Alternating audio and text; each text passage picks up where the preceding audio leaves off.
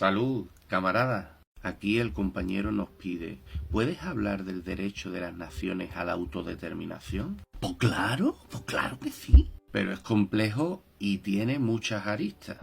Pero vámonos a las fuentes, vámonos al manifiesto comunista. Los obreros no tienen patria.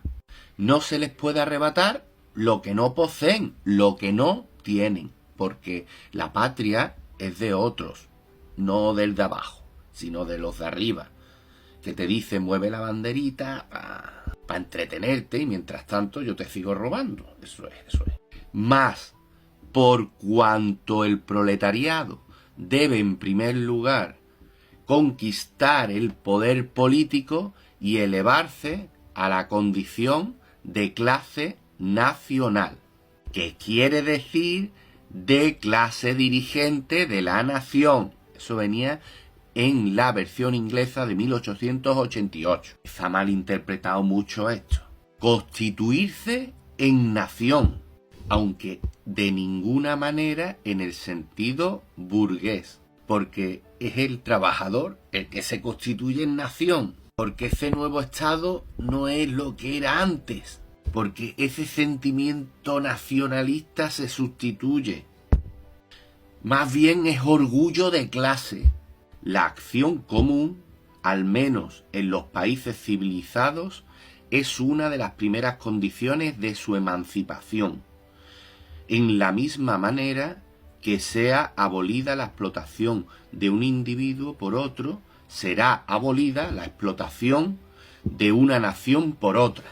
Para Marx, para Engels, el Estado-nación, es solamente un instrumento en manos o bien de la burguesía o bien de los trabajadores, en manos de los explotadores o de los explotados. Entonces, una nación, un Estado, un país no es un fin en sí mismo, sino un medio para conseguir una serie de objetivos que la clase trabajadora se plantea.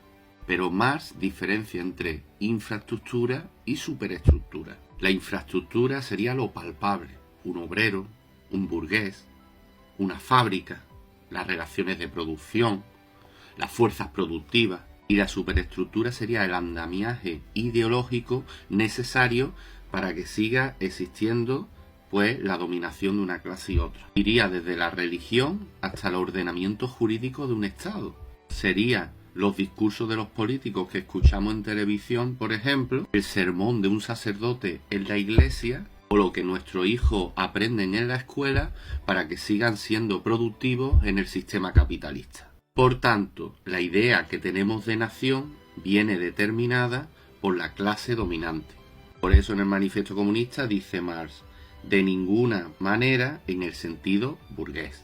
Y por eso dice que la clase trabajadora se constituirá en nación, para más tarde volver a repetir, todavía es nación, porque llegará un día en que no lo sea, porque todo comunista anhela que el Estado se extinga, superar las viejas y caducas formas burguesas de dominación y llegar al internacionalismo proletario.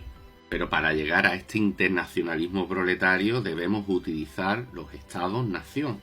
Ese internacionalismo proletario no se llega por ciencia infusa. En determinados países surgirán revoluciones y los obreros utilizarán los estados como trampolín hacia el internacionalismo que terminará con el sometimiento de un pueblo contra otro pueblo, de los opresores que oprimen a los explotados.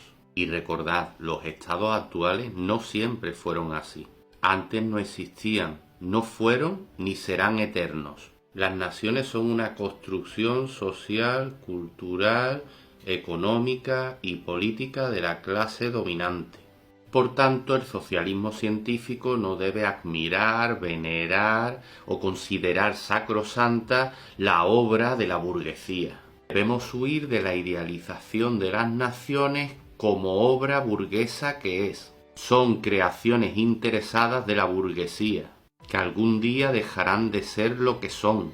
Los trabajadores abandonaremos la sensiblería patriótica y nos acercaremos al pragmatismo. ya sea en un Estado español, en una república catalana, en una unión ibérica, en una nación cubana, en una república peruana o en una unión latinoamericana. Este es el primero de una serie de vídeos donde trataré la cuestión nacional y el derecho de autodeterminación de los pueblos. Desde el derecho de autodeterminación reconocido en la Constitución soviética por los bolcheviques a las críticas que le hace Rosa de Luxemburgo. Del socialismo en un solo país de Stalin a la revolución permanente e internacionalista de León Trotsky.